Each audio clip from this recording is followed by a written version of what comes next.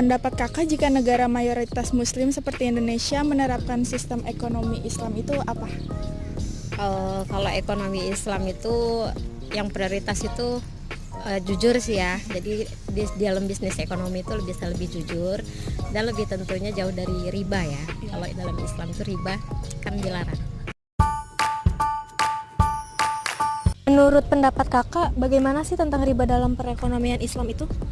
Kalau menurut saya tentang perekonomian Islam terus menuju ke riba itu di segi hal ada positif dan negatif ya. Yang segi positifnya mungkin secara pinjaman itu bisa membantu untuk perekonomian. Tapi secara negatifnya, nah itu merugikan karena di sisi lain itu ada suku bunga yang harus dibayarkan. Terima kasih kak.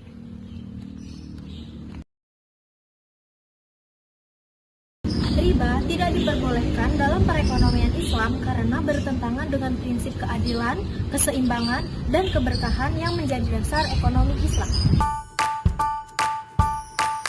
Mau nanya ya, menurut Bapak kasus korupsi apa yang Bapak tahu di Indonesia dan menurut Bapak apa yang membuat mereka melakukan sikap tersebut atau melakukan tindakan korupsi tersebut?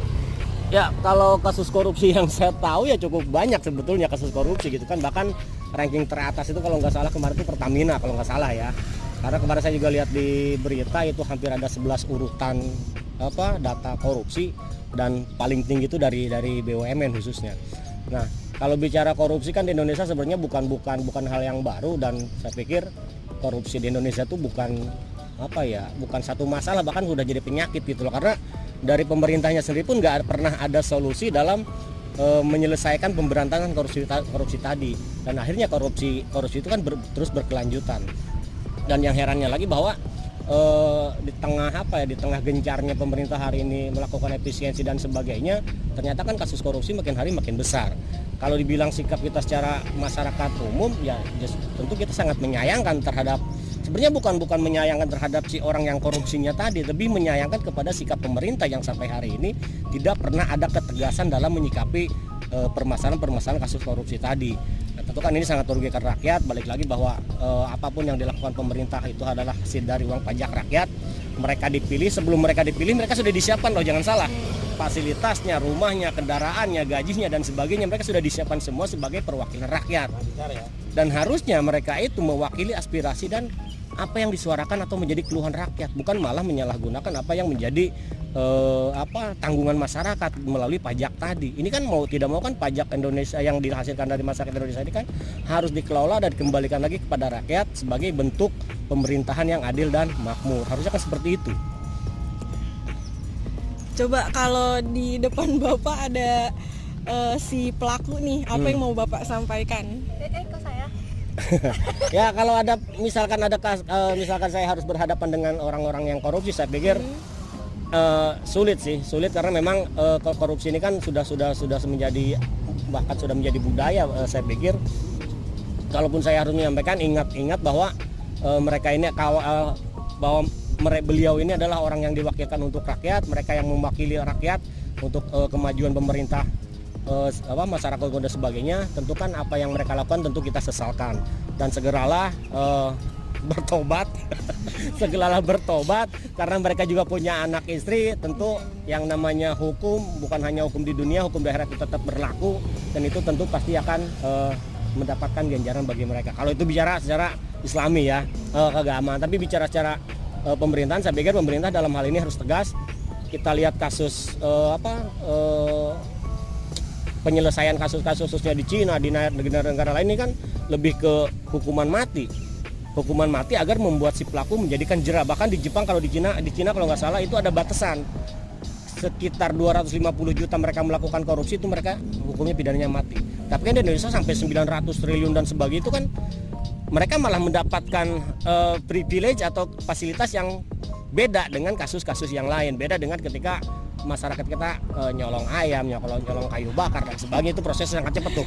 Bahkan penjaranya bisa bertahun-tahun. Korupsi kan fasilitasnya enak, privilege-nya dapat, dan secara kapok ya mereka nggak pernah kapok karena memang mereka difasilitasi oleh pemerintah.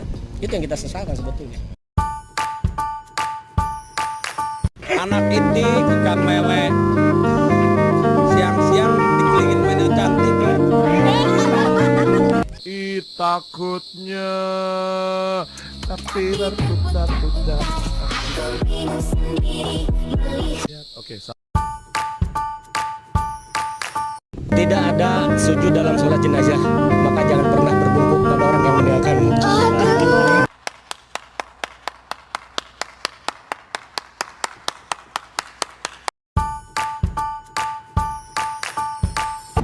Senyumlah syukuri hidupmu, tunjukkan pada dunia bahwa kau mampu. Masih banyak yang lebih susah hidupnya. Senyumlah syukuri hidupmu. Bila esok nanti kau sudah lebih baik, jangan lupakan masa-masa sulitmu. Ceritakan kembali pada dunia caramu mengubah keluh jadi senyum. Senyumlah syukuri hidupmu, tunjukkan pada dunia bahwa kau mampu. Masih banyak yang lebih susah hidupnya. Senyumlah syukuri hidupmu.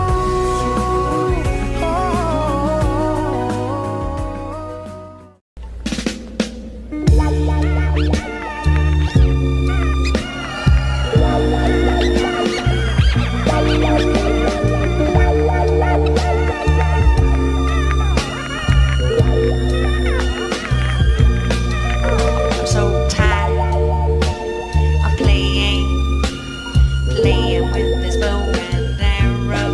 Gonna give my heart away.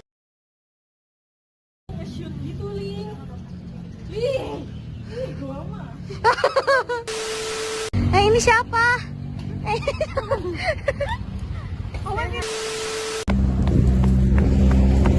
Bapak, kita punya ini buat makan siang ya.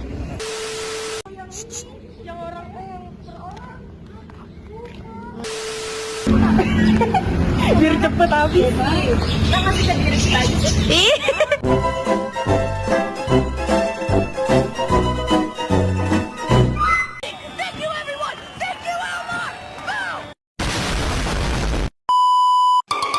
Oh